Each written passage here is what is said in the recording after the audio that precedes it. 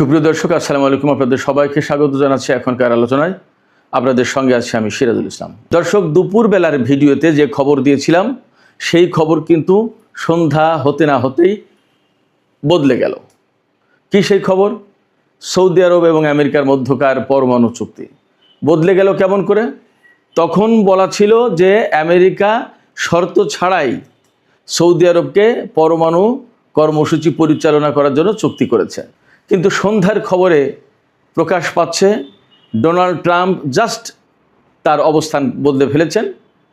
বাংলায় অনেকে পোল্টি মারা বলে, তিনি অবস্থান বদলে এখন বলছেন সৌদি আরবকে আব্রাহাম অ্যাকর্ড অর্থাৎ ইসরায়েলের সাথে সম্পর্ক স্বাভাবিকীকরণের যে চুক্তি, সেই চুক্তিতে সই করার শর্তে এই পরমাণু কর্মসূচির ব্যাপারে সৌদি আরবের সাথে চুক্তি হয়েছে। অর্থাৎ সৌদি আরব ইসরায়েলকে স্বীকৃতি দেবে, তবেই এই পরমাণু কর্মসূচি পাবে। এই পরমাণু চুক্তির সমস্ত সব কিছু সৌদি আরব লাভ করবে। সৌদি আরব পাল্টা জবাব দিয়েছে, তাদের নীতি অবস্থান একই আছে। স্বাধীন ফিলিস্তিনি রাষ্ট্র ছাড়া সৌদি আরব ইসরায়েলকে স্বীকৃতি দেবে না। আসলে কোথাকার পানি কোথায় গিয়ে গড়ায়, কোথায় গিয়ে দাঁড়ায়, আমাদের একটু দেখার ব্যাপার। এপাশে সামাজিক যোগাযোগ মাধ্যম এক্সে একটা খবর দেখলাম, ইরানের দক্ষিণ অঞ্চল থেকে আমেরিকার স্পেশাল ফোর্স ডেল্টা ফোর্সের 50 জন সদস্যকে আটক করেছে ইরান। এই খবরের বাস্তবতা স্বাধীনভাবে এখনও যাচাই করা যায়নি। তবে এই খবর যখন বের হচ্ছে তার আগের খবর হচ্ছে আমেরিকা ইরানের উপরে স্থল অভিযান চালাবে, সেই ব্যাপারে ব্যাপক প্রস্তুতি নিচ্ছে। এর অংশ হিসেবে আমেরিকা এবং ব্রিটেনে বিপুল সংখ্যক যুদ্ধ বিমান এবং বোমারু বিমান হাই অ্যালার্ট অর্থাৎ উচ্চ সতর্ক অবস্থায় রাখা হয়েছে। এর সাথে মেডিকেল টিমও রাখা হয়েছে। এদিকে ইরান কি করছে? ইরান যা করছে তা হচ্ছে এই উপকূলীয় অঞ্চলের সাধারণ লোকজনের ভেতরেও গুলি এবং অস্ত্র বিতরণ করেছে। পাশাপাশি ইরানি মিডিয়ায় খবর বের হয়েছে যে হেলিকপ্টার দেখলেই গুলি করবে লোকজনকে আহ্বান জানিয়েছে। আমি গতকাল অথবা পরশুর একটা ভিডিওতে বলেছি যে ইরান উপকূলীয় অঞ্চল জুড়ে 10,000 স্নাইপার মোতায়েন করেছে। শুধু তাই না, সম্ভাব্য স্থল অভিযান মোকাবেলার জন্য ইরান সামরিকভাবে পূর্ণ প্রস্তুতি নিয়ে রেখেছে। আমি কিন্তু গতকাল অথবা পরশু দিনের আর একটা ভিডিওতে বলেছিলাম ইরান ইরাক এবং কুয়েতের সীমান্তবর্তী অঞ্চলে তার পদাতিক বাহিনী পাঠিয়েছে, ট্যাঙ্ক, সাজোয়াজান এবং স্থলযুদ্ধের জন্য যা যা লাগে এরকম সমস্ত সব কিছু পাঠিয়েছে।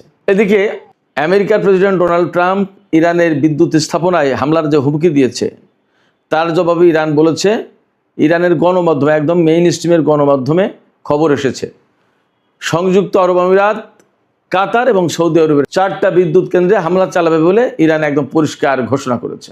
এই 4টা বিদ্যুৎ কেন্দ্র সংযুক্ত আরব আমিরাত, কাতার এবং সৌদি আরবের 4টি বিমান ঘাঁটির বিদ্যুৎ সাপ্লাই দিয়ে থাকে।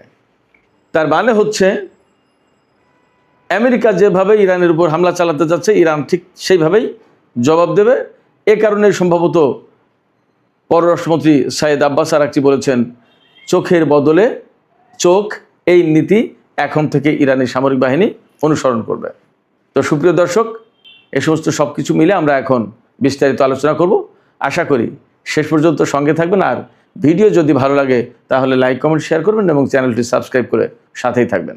সর্বপ্রথম যে আলোচনাটি করতে চাই সেটি হচ্ছে এই সৌদি আরব এবং আমেরিকার মধ্যে কয়েক ঘন্টা আগে, সেটা 10-20 ঘন্টা আগের ব্যাপার, একটা চুক্তি হয়েছে। চুক্তিটা হলো পরমাণু চুক্তি। আমেরিকা সৌদি আরবকে পরমাণু প্রযুক্তি দেবে, সৌদি আরব বেসামরিক উদ্দেশ্যে এই পরমাণু কর্মসূচি পরিচালনা করতে পারবে এবং এই চুক্তির আওতায় সৌদি আরব কোনো শর্ত ছাড়া এই পরমাণু কর্মসূচি পরিচালনা করতে পারবে।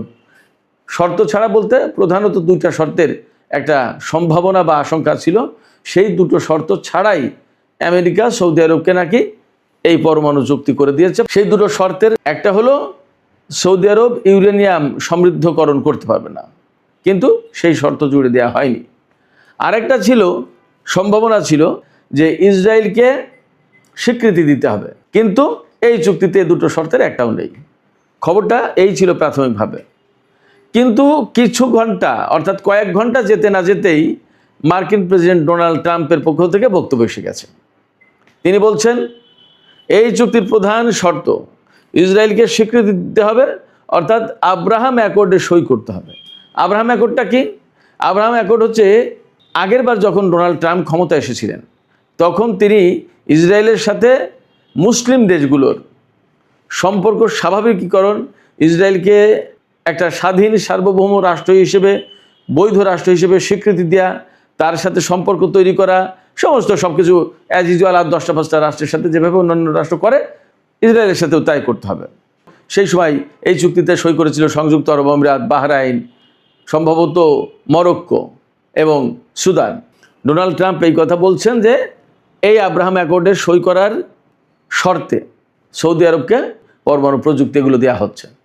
এবং তিনি এও দাবি করেছেন যে সৌদি আরব ইউরেনিয়াম রিলিজ করতে পারবে না, সামরিক উদ্দেশ্যে পরিচালিত করতে পারবে না, সেখানে ক্লজ দেওয়া আছে। এই জায়গায় কতগুলো প্রশ্ন আসে। চাপে পড়ে ট্রাম্প এই সমস্ত কথা বলছেন কিনা, তার অবস্থান পরিবর্তন করলেন কিনা, এটা একটা। আর একটা প্রশ্ন আসে সৌদি আরব এক ধরনের ফাঁদে পড়লো, ঘেরাটোপে পড়লো কিনা। আর একটা প্রশ্ন আছে যে ডোনাল্ড ট্রাম্প কি তাহলে সত্য বলছেন কিনা যে তিনি আব্রাহাম অ্যাকর্ডে সই করার শর্তে সৌদি আরবের সাথে এই চুক্তি করেছে। তার মানে সৌদি আরব বলেছে যে হ্যাঁ আমরা আব্রাহাম অ্যাকর্ডে সই করব। যদি তাই বলে তাহলে সৌদি আরব কি এখানে লুকাচ্ছে আসল কথা? এই তারা এই কথা বলেনি, এটা লুকাচ্ছে কিনা? তার মানে ডোনাল্ড ট্রাম্পকে যেমন সন্দেহ করার ব্যাপার আছে যে তিনি মিথ্যা বলছেন কিনা, অসত্য বলছেন কিনা, তেমনি সৌদি আরব মিথ্যা বা অসত্য বলছে কিনা সেটাও একটা প্রশ্ন। আর সর্বোপরি শেষ প্রশ্ন যেটা আসে অন্তত এখানে, সেটা হচ্ছে তাহলে এই চুক্তির ভবিষ্যৎটা কি? এই চুক্তি সৌদি আরব মানবে কিনা, আমেরিকা মানবে কিনা, এবং এই চুক্তি অনুযায়ী আব্রাহাম অ্যাকর্ডে সই হবে নাকি হবে না? এই চুক্তি অনুযায়ী সৌদি আরব পরমাণু কর্মসূচি পাবে নাকি পাবে না? বড় বড় প্রশ্ন। একটু ছোট্ট করে যদি ব্যাখ্যা করি তাহলে বলবো Donald Trump very much unpredictable person. তাকে কেউ প্রেডিক্ট করতে পারে না, এবং সবচেয়ে বড় কথা প্রেডিক্ট করার চেয়ে সবচেয়ে বড় কথা হচ্ছে তিনি এখন কি বলেন, 2 মিনিট পরে কি বলেন, 2 ঘন্টা পরে কি বলেন, তার কোনো ঠিক ঠিকানা নেই। পশ্চিমা গণমাধ্যম, আমেরিকান গণমাধ্যম, আমেরিকান বিশ্লেষকরা, রাজনীতিকরা সবাই কথা বলে। অতএব ডোনাল্ড ট্রাম্পের সাথে কেউ কোনো চুক্তি করে শান্তিতে সেই চুক্তি বাস্তবায়ন করতে পেরেছে কিনা সেটাই তো একটা বড় প্রশ্ন। এই চুক্তির ভাগ্য কি ইরানের চুক্তির মতো হবে কিনা? অর্থাৎ ইরানের সাথে চুক্তি করলো, 2 দিন পরে সেই চুক্তি আর মানলো না। সৌদি আরবের সাথে যে চুক্তি করলো সেই চুক্তিও কি 2 দিন পরে ডোনাল্ড ট্রাম্প বলবে যে না আমরা এই চুক্তি মানি না, ডিল ইজ ওভার? তার কিন্তু একটা আলামত দেখা যাচ্ছে।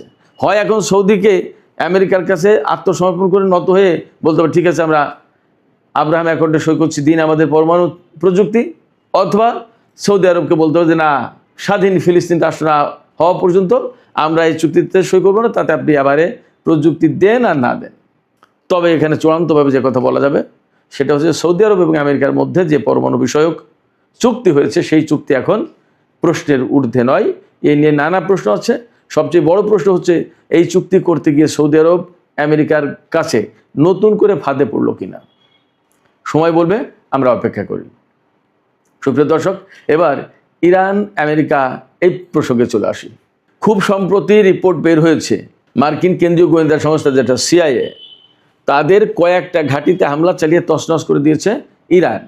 সেই ঘাঁটিগুলো কোথায়? সেই ঘাঁটিগুলো মধ্যপ্রাচ্যের দেশে, সৌদি আরব থেকে শুরু করে বিভিন্ন দেশে CIA-র ঘাঁটি আছে। এই সমস্ত ঘাঁটি শনাক্ত করে ইরান তার অনেকগুলোতে হামলা চালিয়েছে। বলা হচ্ছে কমপক্ষে 2টো আর বেশি হলে 12টা। এটা একটা অবস্কিউর অবস্থা রাখলো যে 2টো অথবা 12টা, মানে 1 আর 100 এরকম হয়ে গেল। তো বেশ কিছু ঘাঁটিতে যে হামলা চালিয়েছে কথা সত্য। এবং এই হামলা ইরান কি করে চালালো এতটা টু দ্য পয়েন্টে, এটা নিয়ে গবেষণা করছে আমেরিকা, তদন্ত করছে, এবং তারা প্রাথমিকভাবে দোষারোপ করছে যে রাশিয়া এই গোয়েন্দা তথ্য দিয়ে ইরানকে হেল্প করেছে। আমেরিকা বা পাশ্চাত্যের একটা সমস্যা হচ্ছে ইরান যে নিজেরা গোয়েন্দা তথ্য সংগ্রহ করে কাজ করতে পারে এটা তারা বিশ্বাস করতেছে না। ইরান যে সামরিক দিকে অনেক বেশি শক্তিশালী হয়েছে এবং তাদেরকে যে বড় রকমের বিপদে ফেলতে পারে একথা তারা স্বীকারই করতে চায় না। তারা সবসময় ইরানকে আন্ডার এস্টিমেট করে এবং ইরানকে ছোট, দুর্বল একটা অচ্ছুত দেশ হিসেবে দেখাতে চায়। কিন্তু মধ্যপ্রাচ্যে যে ইরানের কাছে তারা এত বিরাট চ্যালেঞ্জের মুখে পড়েছে একথা তারা স্বীকার করতে চায় না। দেখছে বাট প্রকাশ করবে না। কেন? তাদের সম্মান যাবে, তাদের প্রভাব প্রতিপত্তি সব শেষ হয়ে যাবে, তাদের যে একক কর্তৃত্ব, আধিপত্য এটা শেষ হয়ে যাবে। কিন্তু একটা কথা আছে না বাংলায়, একটা প্রবাদ আছে যে অন্ধ হলে কি প্রলয় বন্ধ হয়, অর্থাৎ আপনি চোখ বন্ধ করে থাকলেন কিন্তু দুনিয়া ধ্বংস হয়ে যাচ্ছে, সেই ধ্বংস হওয়া কি বন্ধ হবে? হবে না। আমেরিকা যতই ইরানকে অস্বীকার করুক, তার সামরিক সক্ষমতা, তার গোয়েন্দা সক্ষমতা, তার অস্ত্রের সক্ষমতা, এই সমস্ত নিয়ে যত কথাই বলুক, বাট রিয়েলিটি হচ্ছে ইরান এমন একটা পর্যায়ে গেছে যেখান থেকে আমেরিকাকে প্রতিদিন প্রতি মুহূর্তে চ্যালেঞ্জের মুখে পড়তে হচ্ছে। এইরকম একটা চ্যালেঞ্জের মুখে কি পড়লো আমেরিকা ইরানের দক্ষিণাঞ্চলে? সামাজিক মাধ্যম এক্সে একটা খবর দেখলাম, সত্য মিথ্যা আমি জানি না, আমি একদম অ্যাকুরেট খবর বলছি না, দেখলাম খবরটা সত্যও হতে পারে মিথ্যাও হতে পারে, স্বাধীনভাবে যাচাই করা যায়নি। আমি আপনাদেরকে আর একটা কথা বলে রাখি, এখন মেইন স্ট্রিম চ্যানেলে যত খবর বের হয় তার চেয়ে অনেক বাস্তব খবর বের হয় সামাজিক যোগাযোগ মাধ্যম, ফেসবুক, টুইটার, টেলিগ্রামে, ইনস্টাগ্রামে, ইউটিউবে, এটা আপনারা অনেকেই জানেন। এবং সারা বিশ্বের টেলিভিশন চ্যানেলগুলো, পত্রপত্রিকা অনেক কিছুই মায়ের খেয়ে গেছে এই সমস্ত মিডিয়ার কারণে, এবং সেই খবরগুলো কিন্তু পরবর্তীতে বাস্তব হয়, এটা দেখা যায়।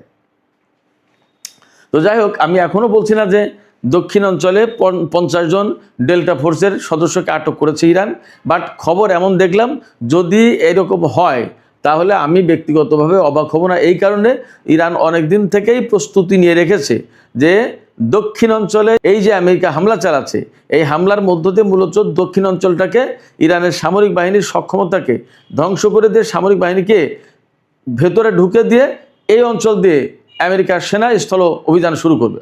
কিন্তু ইরান ঠিকই বুঝতে পেরেছে এবং তার প্রস্তুতি কিন্তু আগেই নিয়ে রেখেছে। আমি গত কাল বা পরশু বলেছি যে ইরানের দক্ষিণ অঞ্চলে 10,000 স্নাইপার মোতায়েন করা হয়েছে সেনাবাহিনী থেকে, এবং কুয়েত ইরাক সীমান্তে কিন্তু তারা সাজোয়াজান ট্যাঙ্ক এগুলো পাঠিয়েছে।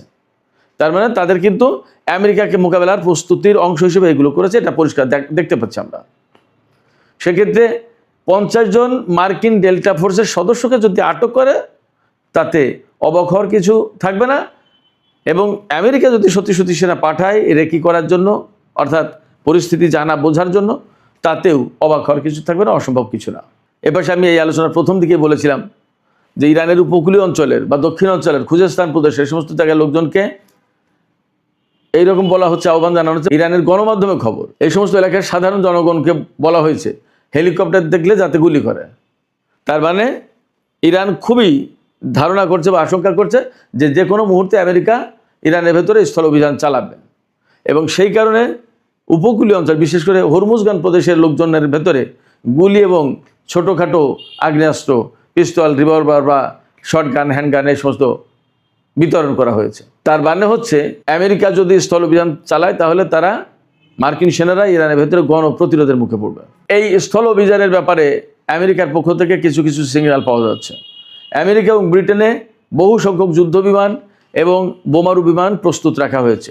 গতকাল তো খবর বেরিয়েছিল যে ইরানের উদ্দেশ্যে আমেরিকার B-1 বোমারু বিমান পাঠানো হয়েছে। তো আমেরিকার এই যে এই সমস্ত ফাইটার জেট এবং বোমারু বিমান যে প্রস্তুত রাখা হয়েছে, এগুলো কিন্তু সিগন্যাল। তার মানে স্থল অভিযান চলবে এবং বিমান বাহিনী সাপোর্ট দেবে স্থলবাহিনীকে। মার্কিন ডেল্টা ফোর্স বা মেরিন কোর বা আরও যে সমস্ত স্পেশাল ফোর্স আছে তারা অভিযান চালালে তখন হেল্প করবে। এবং এই জন্য মেডিকেলের একটা বিরাট বড় টিম, 150 ডাক্তার নার্সের একটা বড় টিম তারা রেডি করেছে, এমন খবর আছে। এবং আমেরিকা বুলগেরিয়াকে বলেছে যে তোমাদের ঘাঁটি দিতে হবে আমাদের ইরানের উপর হামলা চালানোর জন্য। আপনারা সবাই জানেন মধ্যপ্রাচ্যের ঘাঁটিগুলো থেকে মোটামুটি প্রায় বিদায় হওয়ার কাছাকাছি। গত রাতে খবর দেখলাম, আমি দুপুর ভিডিওতে বলেছি, আলুদেদ ঘাঁটি থেকে মার্কিন সেনারা চলে গেছে ঘাঁটি খালি করে।